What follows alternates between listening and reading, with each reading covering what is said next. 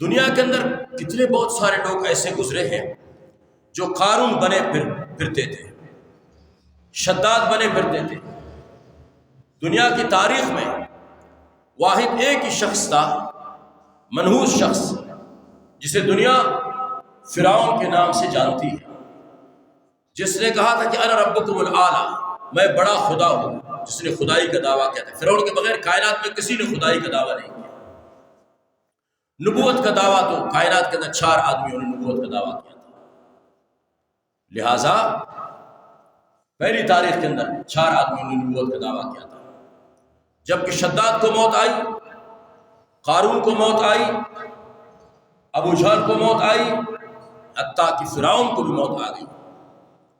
موت سے آج تک موت کے شکنجے سے کوئی شخص نہیں بچا ہے، نہ بچ سکے گا آئندہ۔ نہ میں بچ سکتا ہوں، نہ آپ بچ سکیں گے۔ کوئی شخص موت سے نہیں بچ سکے گا۔ موت کے لیے رکاوٹ بھی کوئی چیز نہیں ہے دنیا کے اندر۔ موت کے لیے محبت بھی رکاوٹ نہیں بن سکتی، موت کے لیے وفاداری بھی رکاوٹ نہیں بن سکتی، موت کے لیے رشتہ داری بھی رکاوٹ نہیں بن سکتی، موت کے لیے بھی عزیز اور قریب بھی رکاوٹ نہیں بن سکتے۔ موت سے اگر کوئی شخص بچا جا سکتا، کوئی یہ کہے کہ بھائی میں اپنی محبت کے ذریعے سے کسی کو موت سے بچا سکتا ہوں، تو مائیں اپنی محبت کے حوالے سے کبھی بھی اپنی اولاد کو نہ مرنے دیتی دنیا میں، اپنی محبت کو قربان کر کے اپنی جان کو قربان کر دیتے تھے، لیکن اپنے بچوں کو اور اپنی اولاد کو بچا سکتی تھی موت سے۔ لیکن محبت کے ذریعے سے بھی کوئی شخص کسی کو موت سے نہیں بچا سکتا، لہٰذا مائیں نہیں بچا سکتی موت کو کسی سے۔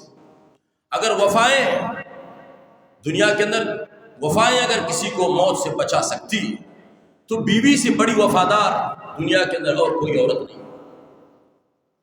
تو بیوی اپنے وفاؤں کے ذریعے سے اپنے خاوند اور اپنے شوہر کو، اپنے گھر کے چراغ کو، اپنے بچوں کے اوپر ٹھنڈا سایہ کو، یعنی خاوند کو موت سے بچا سکتی تھی۔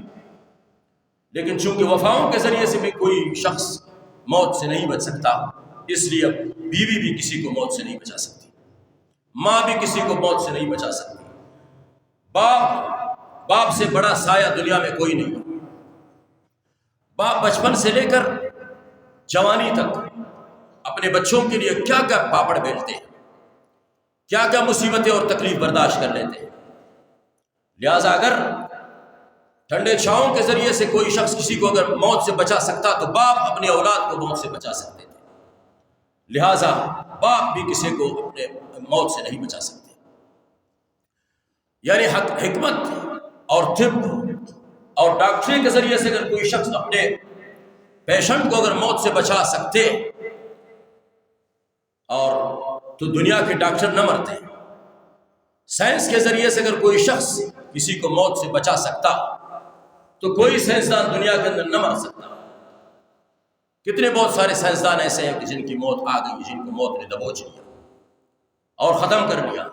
باقی یہ سارے کے سارے لوگ کس باغ کی موری ہے یہ، جبکہ 2 جہان کے سردار، وجہ کائنات، روح کائنات، میرے اور آپ کے آقا محمد مصطفیٰ صلی اللہ علیہ وسلم کے لیے اللہ کے رسول اللہ رب العالمین نے فرمایا تھا، عشق ما شئت، میرے محبوب دنیا میں آپ رہ لیں، جب تک آپ رہنا چاہتے ہیں آپ کو میں لمبی عمر سلامتی والی عطا کر دوں گا۔ لہٰذا پھر بھی آپ کے اوپر بھی موت آ جائے گی یا رسول اللہ، آپ ہمیشہ نہیں بن سکیں گے۔ کیوں؟